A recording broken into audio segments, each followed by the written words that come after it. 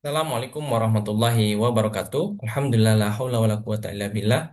Allahumma shalli ala sayyidina Muhammad wa ala ali sayyidina Muhammad amma ba'du. Marilah kita bersyukur kepada Allah Subhanahu wa taala pada hari ini kita masih diberikan oleh Allah nikmat, baik itu nikmat iman dan Islam, nikmat kesehatan kesempatan sehingga kita bisa melakukan aktivitas. Dan insya Allah hari ini kita akan sama-sama berdiskusi ataupun sharing informasi terkait dengan keistimewaan dari bulan Zulhijjah, ya, di mana hadis riwayat Bukhari Rasulullah SAW bersabda, tidak ada hari-hari di mana amal soleh yang dikerjakan di dalamnya lebih dicintai oleh Allah Subhanahu Wa Taala melebihi hari-hari yang ini, yakni 10 hari di bulan Zulhijjah. Dan mudah-mudahan dengan kita belajar dan menambah pengetahuan kita tentang hasanah keislaman ini akan meningkatkan keimanan kita kepada Allah dan juga ketakwaan kita pada Allah Subhanahu wa taala. Baik, langsung saja. Zulhijjah, bulan yang dimuliakan Allah Subhanahu wa taala. Tadi sudah disampaikan di awal bahwasanya yang termasuk hari-hari yang dicintai 10 hari di bulan Zulhijjah. Kemudian Zulhijjah ini adalah bulan terakhir di dalam kalender Hijriah atau kalender Islam. Kemudian termasuk dari salah satu 4 bulan haram atau bulan yang suci dalam agama Islam. Hadis Nabi Muhammad SAW, ya, 4 bulan haram adalah Zulqa'dah, kemudian Zulhijjah, yang ketiga adalah Muharram, dan yang terakhir adalah Rajab. Adapun keistimewaan 10 hari pertama di bulan Zulhijjah, di mana hari-hari tersebut adalah hari-hari terbaik untuk melakukan amal-amal soleh. Kemudian Nabi Muhammad SAW, ya, disampaikan di awal tadi, 10 hari pertama di bulan Zulhijjah lebih dicintai oleh Allah Subhanahu wa taala daripada jihad fi sabilillah, kecuali ia syahid pada saat jihad tersebut. Dan momentum yang perlu kita ketahui bersama bahwasanya di bulan Zulhijjah juga terjadinya momentum wukuf Arafah. Dan di situ juga kita sebagai umat muslim yang mungkin tidak melaksanakan ibadah haji, maka disunahkan untuk melakukan puasa Arafah.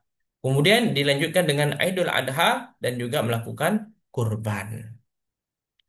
Adapun keutamaan dari puasa Arafah yang mana bertepatan pada tanggal 9 Zulhijjah, artinya 1 hari sebelum Idul Adha. Dan keutamaannya adalah menghapuskan dosa setahun yang lalu dan setahun yang akan mendatang. Hadis Nabi Muhammad SAW, aku berharap kepada Allah Subhanahu wa taala agar puasa Arafah menghapuskan dosa tahun lalu dan dosa yang akan datang. Kemudian di dalam Zulhijjah juga terdapat pelaksanaan rukun Islam yang kelima, yakni haji.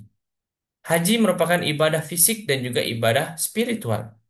Panggilan Allah Subhanahu wa taala kepada hamba-hambanya, ya, yang ingin kembali suci sebagaimana perumpamaannya adalah anak yang baru lahir, bersih dari noda, bersih dari dosa. Kemudian Imam Al-Ghazali menyampaikan bahwa haji adalah puncak ibadah dan juga mengandung rahasia ilahiyah. Haji bukan sekadar ibadah ritual saja, bukan sekedar perjalanan fisik semata saja, tapi juga perjalanan rohani kita. Ladang pembentukan akhlak untuk senantiasa tawadu, untuk senantiasa sabar, disiplin, dan kesetaraan. Artinya tidak ada perbedaan ketika melaksanakan haji. Semua di mata Allah Subhanahu wa taala sama semuanya. Dan yang paling penting adalah diperlukan pemahaman etika haji atau al-haq al-haq akhlak al-hajj, ya. Kemudian hakikat haji mabrur, hadis Nabi Muhammad SAW, memberi makan dan memperbaiki perkataan. Itu salah satu indikator orang-orang yang hajinya mabrur.